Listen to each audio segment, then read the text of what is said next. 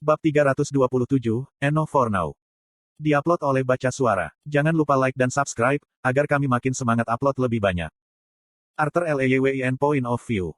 Aku memaksa tanganku untuk bersantai di sekitar relik, takut itu hancur di dalam tinjuku yang terkepal, dan menarik kesadaranku.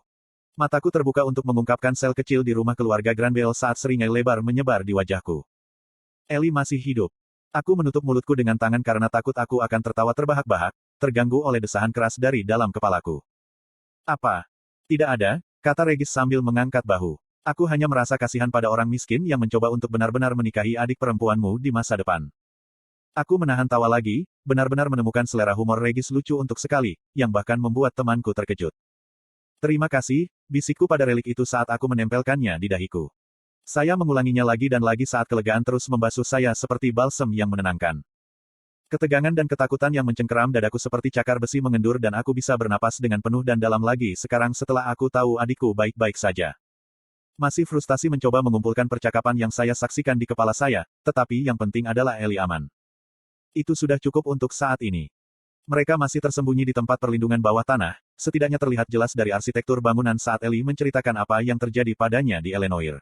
Peninggalan itu tidak mengizinkanku untuk mendengar percakapan itu, tapi aku mengikutinya dengan membaca bibirnya sebaik mungkin. Campuran emosi menggelegak ketika aku menyadari bahwa adik perempuanku telah melawan seorang penyihir ala Krian yang terlatih sendirian. Aku marah padanya, takut dan khawatir padanya, namun, bangga dengan dia yang menjadi pejuang. Alisku berkerut saat aku mempertimbangkan deskripsi Ellie tentang waktunya di kamp ala Krian. Bagaimana dia bisa begitu sembrono untuk berpura-pura menjadi ras orang yang dia tidak tahu apa-apa dan menyusup ke basis operasi mereka? Pikirku sambil menghela nafas. Apakah Anda sengaja di sini atau Anda hanya buta terhadap kemunafikan? Tanya Regis. Diam? Aku membentak, mengabaikan sensasi yang hampir nyata dari Regis memutar matanya dalam diriku.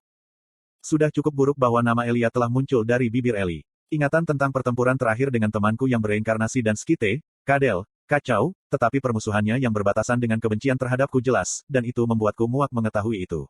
Dia sangat dekat dengan adik perempuanku. Tetapi tidak sampai Virion mulai berbicara, semuanya menjadi membingungkan. Meskipun saya tidak dapat memahami setiap kata yang dia katakan, penjelasannya tentang serangan itu jelas berbeda dari apa yang saya saksikan. Hah, ya, saya kira Anda tidak bisa menyalahkan seorang pria karena ingin menyangkal bahwa bukan hanya satu klan asuran yang ingin Anda semua mati, Regis menimpali. Saya tidak berpikir itu sesederhana berada dalam penyangkalan. Dia tampak begitu yakin untuk beberapa alasan.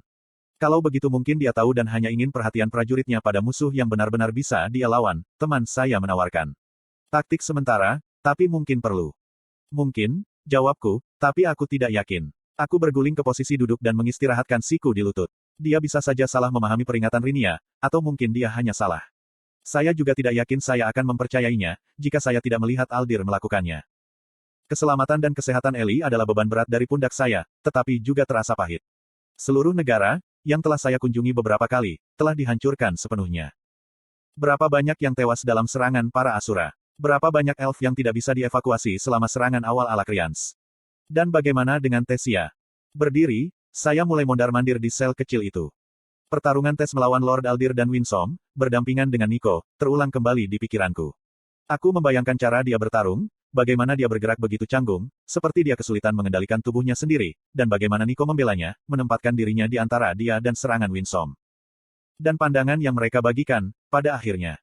Aku duduk kembali dan menggulung relik itu tanpa sadar di antara jari-jariku.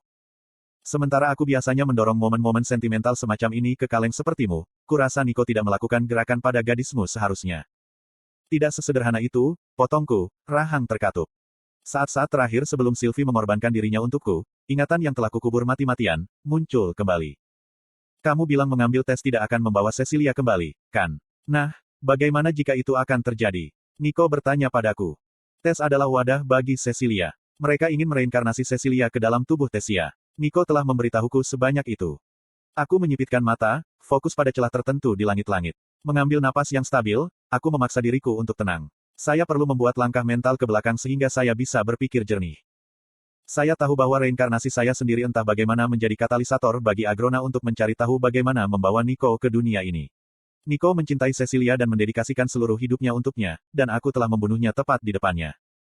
Melihat itu terjadi, hidup dengan kemarahan, ketakutan, dan rasa bersalah saat aku menjadi raja dan memisahkan diri dari kehidupan lamaku, aku tidak bisa menyalahkan kebencian Nico. Atau apakah Agrona melakukan sesuatu padanya untuk membuatnya seperti ini? Menyalahkan Agrona atas keadaan Nico saat ini memang mudah, tapi itu juga aku yang mencoba mengalihkan kesalahan. Kemungkinan besar, Fritra hanya bisa memanipulasinya karena ikatan kita di kehidupan kita sebelumnya. Sekarang, Nico ingin Cecilia kembali, tapi pasti ada lebih dari semua hal reinkarnasi ini daripada hanya itu. Agrona bersifat kalkulatif dan manipulatif, aku tidak bisa melihatnya tidak melakukan sesuatu yang tidak menguntungkan dirinya atau tujuannya. Dia tidak akan berjanji untuk mereinkarnasi Cecilia hanya untuk membuat Nico bahagia.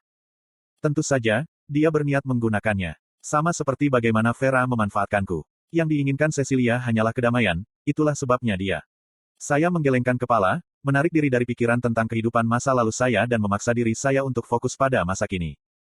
Penatuarinia telah mengatakan bahwa kami harus menjauhkan tes dari Agrona, bahwa semuanya bergantung padanya.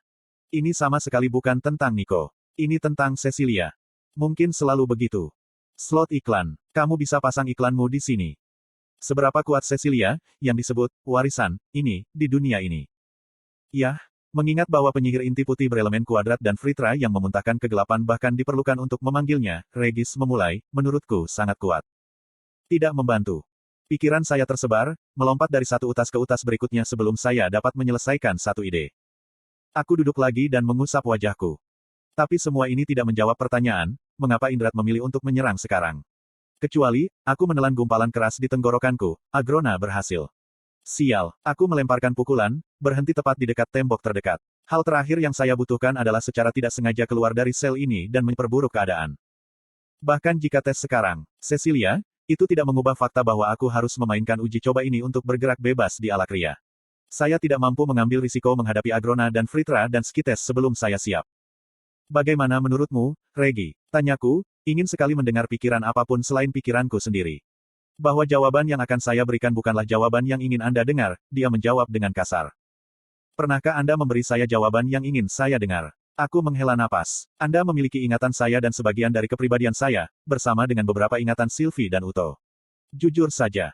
Yah, ada kemungkinan besar cinta wanitamu telah dihapus dan diganti dengan cewek super kuat yang kamu bunuh di kehidupan sebelumnya. Kedengarannya benar.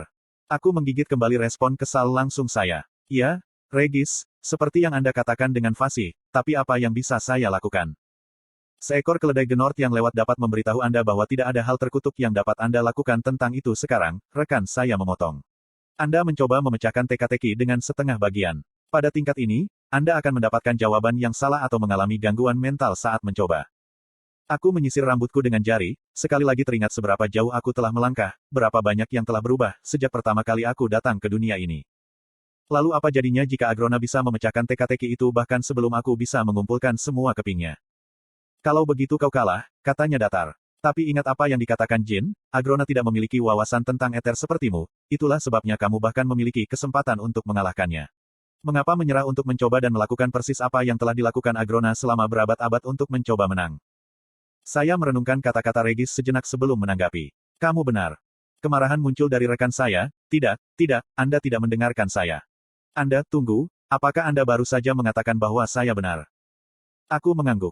Terima kasih, tidak, maksudku tentu saja aku benar, lanjut Regis. Juga, saat kamu benar-benar mendengarkanku untuk perubahan, aku tidak berpikir relik itu akan baik untuk kesehatan mentalmu, jika kamu tahu maksudku. Jangan kecanduan memata-matai adikmu. Aku tertawa tanpa humor. Terima kasih, Regis.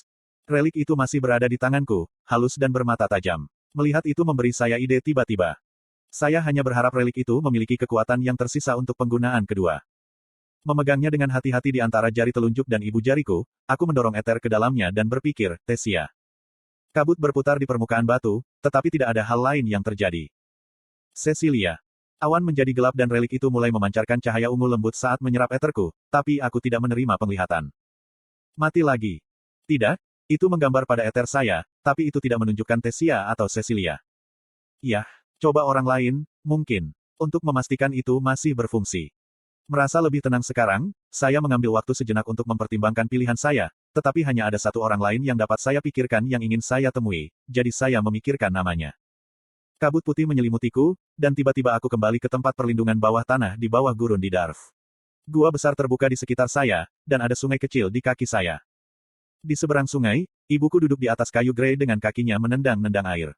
Rambut pirangnya yang kaya, sifat yang tidak lagi kumiliki, memiliki sedikit uban di seluruh bagiannya, dan kerutan baru membentuk lipatan di bawah matanya dan di atas alisnya. Aku tidak tahu apa yang kuharapkan, saat aku memperhatikan ibuku, tapi aku menunggu dalam diam. Itu adalah momen kesadaran yang aneh ketika saya berpikir dalam hati bahwa Alice bukanlah benar-benar ibu saya, setidaknya tidak secara konvensional. Aku sudah dewasa jauh sebelum aku dilahirkan ke dunia ini, dengan kenangan dan pengalaman sebelumnya yang seharusnya menghalangiku untuk melihat wanita ini sebagai sosok seperti ibu. Namun, semakin sulit untuk melihatnya seperti ini, kecil dan sendirian.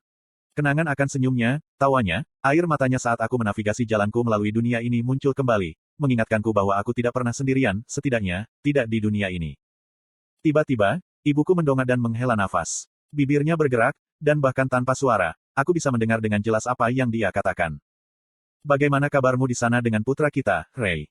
Aku merasakan ada gumpalan dingin di tenggorokanku, dan tepat saat aku mencoba menjauh dari penglihatan itu, seekor ikan berkilauan seukuran ikan trout besar berenang dan menggigit jari kaki ibuku. Pada saat itu, saya tidak ingin apa-apa selain mengatakan kepadanya bahwa saya masih hidup, dan bahwa saya akan terus berjuang. Senyum singkat melintas di wajahnya, hanya lekukan kecil bibirnya ke atas sebelum ikan itu meluncur ke hilir. Tapi itu sudah cukup bagiku.